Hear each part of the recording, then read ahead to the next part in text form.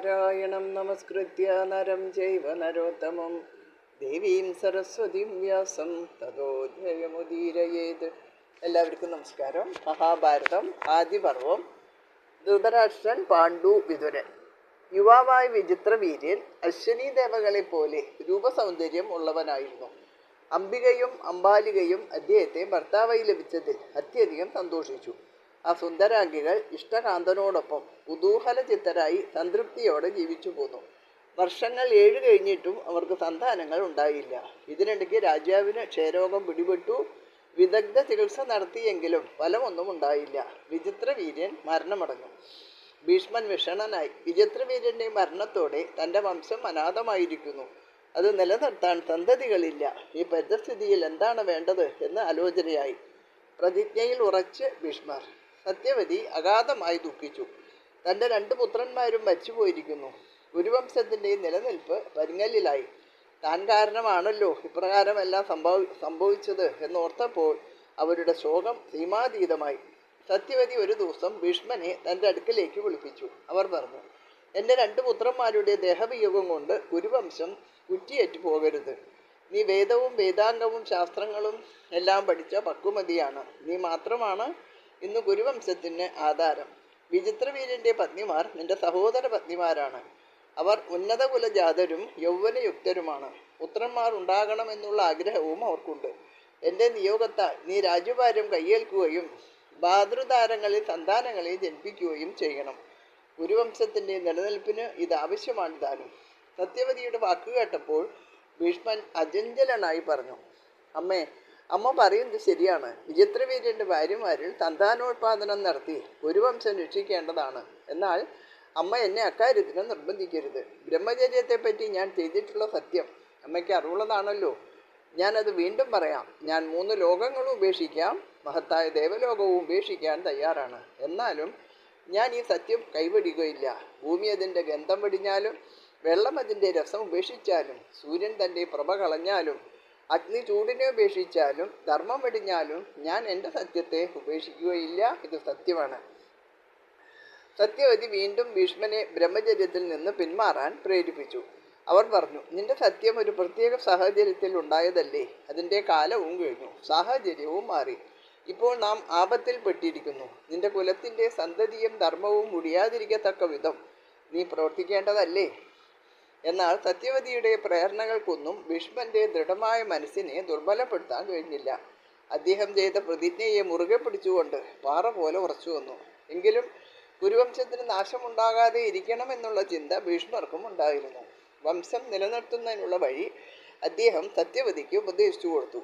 ഭീഷ്മൻ പറഞ്ഞു, പണ്ട് ക്ഷത്രിയ വംശത്തെ മുഴുവൻ ഭാർഗവരാമൻ കൊന്നൊടുക്കി. അന്ന് സന്തതികളില്ലാതെ ക്ഷത്രിയ വംശം നശിക്കാൻ തുടങ്ങിയപ്പോൾ ക്ഷത്രിയ സ്ത്രീകൾ ആദരണീയരായ വിപ്രന്മാരെ വരുത്തി സന്താനോത്പാദനം നടത്തി. ആര് ജനിപ്പിച്ചതായാലും ആ സന്തതി വിവാഹം കഴിച്ചവന് ഉള്ളതാണെന്നാണ് വേദങ്ങളിലെ നിശ്ചയം. ആ നിശ്ചയപ്രകാരമാണ് ക്ഷത്രിയ സ്ത്രീകൾ ബ്രാഹ്മണരെ സ്വീകരിച്ചത്. അത് പിന്നീട് ക്ഷത്രിയരിൽ നടപ്പായി. അതുപോലെ സന്താനമില്ലാത്ത ക്ഷത്രിയ രാജാക്കന്മാർ തപോധനന്മാരെയും മഹർഷിമാരെയും നിയോഗിച്ച് അങ്ങയുടെ ഭാര്യമാരിൽ തങ്ങളുടെ ഭാര്യമാരിൽ സന്തതികളെ ഉൽപ്പാദിപ്പിച്ച കഥകൾ പുരാതനമായ ഇതിഹാസങ്ങളിൽ പറഞ്ഞിട്ടുണ്ട്. അപ്രകാരം ഉണ്ടായിട്ടുള്ള പുത്രന്മാർ ധർമ്മജ്ഞന്മാരും അതിവീര്യപരാക്രമികളും ആയിട്ടുണ്ട്. ഞാൻ പറഞ്ഞത് കേട്ട് എന്താണ് ഇനിയും ചെയ്യേണ്ടത് എന്ന് അമ്മ തന്നെ തീരുമാനിച്ചാൽ മതി. അതിന് അമ്മയ്ക്ക് പ്രയാസമുണ്ടെങ്കിൽ ഭാരതകുലത്തിന് സന്തതികൾ ഉണ്ടാവാനുള്ള വ്യക്തമായ മാർഗം ഞാൻ പറയാം. ഗുണവാനായ ഒരു ബ്രാഹ്മണനെ ധർമ്മത്തോടുകൂടി വിചിത്രവീര്യൻ്റെ ഭാര്യമാര് സന്താനോത്പത്തിക്ക് വേണ്ടി ഭരിക്കുക. സത്യവതി ഭീഷ്മരുടെ ഉപദേശം ശ്രദ്ധയോടെ കേട്ടു.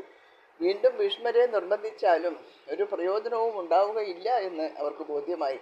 അവർ ഗാഢമായി ചിന്തിച്ചു. അവരുടെ മനസ്സിൽ ഒരു വഴി തെളിഞ്ഞു വന്നു. സത്യവതി പുഞ്ചിരിച്ചു.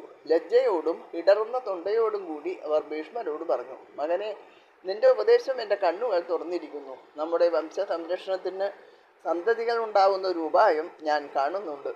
ഇതുവരെ മറ്റാരോടും പറയാത്തൊരു കാര്യം ഞാൻ നിന്നോട് പറയുകയാണ്. അത് നിന്നോടല്ലാതെ മറ്റാരോടാണ് എനിക്ക് പറയാൻ കഴിയുന്നത്? അത്രമാത്രം വിശ്വാസം എനിക്ക് നിന്നിലുണ്ട്.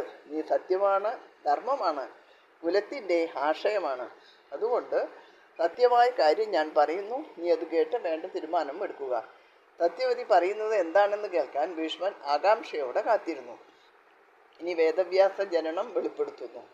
അപ്പോൾ താൻ പണ്ട് കന്യകയായിരുന്ന കാലത്ത് പരാശര മുനിയെ തോണി കടത്തിയതും മുനിയിൽ തനിക്ക് കൃഷ്ണദേവായനൻ ജനിച്ചതും അദ്ദേഹം വേദവ്യാസനായി ഇപ്പോൾ ജീവിക്കുന്നതും മറ്റുമായിട്ടുള്ള പൂർവ്വകാല കഥകളെല്ലാം അല്പം സങ്കോചത്തോടെയാണെങ്കിലും സത്യവതി ഭീഷ്മരോട് പറഞ്ഞു. സത്യവതി തുടർന്നു. ആവശ്യമുള്ളപ്പോൾ എന്നെ സ്മരിക്കുക എന്ന് അവൻ എന്നോട് പറഞ്ഞിട്ടുണ്ട്. നമുക്ക് ഇപ്പോൾ അവൻ്റെ സഹായം അത്യാവശ്യമായിരിക്കുന്നു. അതുകൊണ്ട് ഞാൻ അവനെ സ്മരിക്കാം. നീ സമ്മതിക്കുന്ന പക്ഷം അവൻ നമ്മുടെ വംശസംരക്ഷണത്തിന് വേണ്ടി പുത്രന്മാരെ ജനിപ്പിക്കട്ടെ. വേദവ്യാസൻ എന്ന് കേട്ട മാത്രയിൽ തന്നെ ഭീഷ്മരുടെ കണ്ണുകൾ അർദ്ധനിമീലിതങ്ങളായി, പാണികൾ മുകുളിതമായി. ഭീഷ്മർ പറഞ്ഞു, അമ്മേ, അദ്ദേഹം ധർമാർത്ഥ കാമങ്ങൾ മൂന്നും കണ്ടറിഞ്ഞവനാണ്. എല്ലാം വേണ്ടതുപോലെ ചിന്തിച്ച് പ്രവർത്തിക്കുന്നതിനുള്ള കഴിവ് അദ്ദേഹത്തിനുണ്ട്. അമ്മയുടെ അഭിപ്രായം നല്ലത് തന്നെ. അതിൽ എനിക്കും സമ്മതമാണ്. സത്യവതി അന്തപുരത്തിലേക്ക് പോയി. ഒരിക്കൽ മാത്രം കണ്ടുപിരിഞ്ഞ തൻ്റെ ആദ്യത്തെ പുത്രനെ വീണ്ടും കാണാൻ പോകുന്നു എന്നോർത്തപ്പോൾ അവർക്ക് അലൗകികമായ ഒരു അനുഭൂതിയാണ് ഉണ്ടായത്. സത്യവതി കൃഷ്ണദേവായനനെ സ്മരിച്ചു. വേദങ്ങളെ വേർതിരിച്ച് ചൊല്ലിക്കൊണ്ടിരുന്ന വേദവ്യാസൻ അമ്മ തന്നെ സ്മരിക്കുന്ന വിവരം ഗ്രഹിച്ച് ഉടൻ തന്നെ അമ്മയുടെ മുന്നിൽ പ്രത്യക്ഷപ്പെട്ടു. അദ്ദേഹം അമ്മയുടെ കാലുകൾ കഴുകി സാഷ്ടാംഗം നമസ്കരിച്ചു. ജനിച്ച ഉടനെ തന്നെ വിട്ടുപോയ തൻ്റെ പ്രഥമപുത്രനെ വർഷങ്ങൾക്ക് ശേഷം വീണ്ടും കണ്ടപ്പോൾ സത്യവതിയുടെ മാതൃഹൃദയം തരളിതമായി. വികാര പാരവശ്യത്താൽ അവളുടെ മുലകൾ ചുരന്നു. അവളുടെ കണ്ണുകൾ സന്തോഷ ബാഷ്പം കൊണ്ട് നിറഞ്ഞു. അവൾ മകൻ്റെ മൂർധാവിൽ ചുംബിച്ചു. മാതാവിൻ്റെ ലാളനകൾ കൊണ്ട് കോരിത്തരിച്ച ഹൃദയത്തോടെ വ്യാസൻ പറഞ്ഞു, അമ്മേ, ഞാനിതാ എത്തിയിരിക്കുന്നു. അമ്മയുടെ ആഗ്രഹം എന്തായാലും അത് നിറവേറ്റിത്തരുന്നതാണ്. സത്യവതി പുത്രനോട് പറഞ്ഞു, മകനെ, ഭൂതവും ഭാവിയും വർത്തമാനവും മനസ്സിൽ കണ്ടറിയുന്നതിന് കഴിവുള്ള മഹാകവിയാണല്ലോ നീ. അതുകൊണ്ട് എൻ്റെ ഇംഗിതം ഞാൻ പറയാതെ തന്നെ നീ ഗ്രഹിച്ചിരിക്കും. എങ്കിലും ഞാൻ പറയേണ്ടത് ആവശ്യമായതുകൊണ്ട് പറയാം. കുരുവംശം സന്തതിയില്ലാതെ മുരടിച്ചു നിൽക്കുന്നു. ഭീഷ്മൻ സത്യത്തിൽ ഉറച്ചു നിൽക്കുന്നവനായതുകൊണ്ട് അവൻ മൂലം സന്തതി ഉണ്ടാവാൻ സാധ്യമല്ല. അംബികയും അംബാലികയും യുവത്വം കൈവിടാത്ത നവോടകളാണ്. സന്തതികൾ ഉണ്ടാവണമെന്നുള്ള ആഗ്രഹവും അവർക്കുണ്ട്. അവരുടെ ഭർത്താവായ വിചിത്രവീര്യൻ നിന്റെ അനുജനാണ്. നീ അവൻ്റെ ഭാര്യമാരിൽ പുത്രന്മാരെ ജനിപ്പിക്കണം. ഇത് ധർമാനുസരണമുള്ളതാണ്. ഭീഷ്മൻ ഇതിന് സമ്മതിച്ചിരിക്കുന്നു. ഞാൻ നിന്നോട് കൽപ്പിക്കുകയാണ്. നീ എൻ്റെ കൽപ്പന അനുസരിക്കണം. വ്യാസൻ പ്രതിവദിച്ചു, അമ്മേ, ഞാൻ ഇത് നേരത്തെ കണ്ടിട്ടുള്ളതാണ്. ഞാൻ അമ്മയുടെ അഭീഷ്ടം സാധിപ്പിച്ചു തരാം. എന്നാൽ ഇതിലേക്കായി ആ ദേവിമാർ 1 വർഷത്തെ വ്രതമെടുത്ത് ആത്മശുദ്ധിയുള്ളവരാകണം. അതിനുശേഷം മാത്രമേ അവർ എന്നെ സമീപിക്കാവൂ. സത്യവതി പറഞ്ഞു, നീ പറയുന്നത് പോലെ കാലതാമസം വരുത്താൻ സാധ്യമല്ല. രാജാവില്ലാത്ത അവസ്ഥയാണ് ഇന്ന് രാജ്യത്തിനുള്ളത്. രാജ്യം അരാജകമായാൽ ശ്രേയസ് ഉണ്ടാകുകയില്ല. അതുകൊണ്ട് രാജ്ഞിമാർ എത്രയും വേഗത്തിൽ ഗർഭം ധരിക്കണം. അവർക്കുണ്ടാകുന്ന കുഞ്ഞുങ്ങളെ ഭീഷ്മൻ വളർത്തിക്കൊള്ളും. വ്യാസൻ, അനുജന് വേണ്ടി ഉടൻ തന്നെ പുത്രോത്പത്തി ചെയ്യണമെങ്കിൽ എൻ്റെ വൈരൂപ്യം അവർ പൊറുക്കേണ്ടി വരും. അതും മതിയായൊരു വ്രതമാണ്. എൻ്റെ ഗന്ധം, രൂപം, വേഷം, ദേഹം ഇവയൊക്കെ സഹിക്കാൻ തയ്യാറാവുകയാണെങ്കിൽ അംബിക ഞാൻ നൽകുന്ന ഗർഭം കൈക്കൊള്ളട്ടെ. അതൊന്നും പ്രശ്നമല്ല എന്നായിരുന്നു അമ്മയുടെ അഭിപ്രായം. അമ്മയുടെ നിർദ്ദേശപ്രകാരം പ്രവർത്തിക്കാമെന്ന് വ്യാസൻ സമ്മതിച്ചു.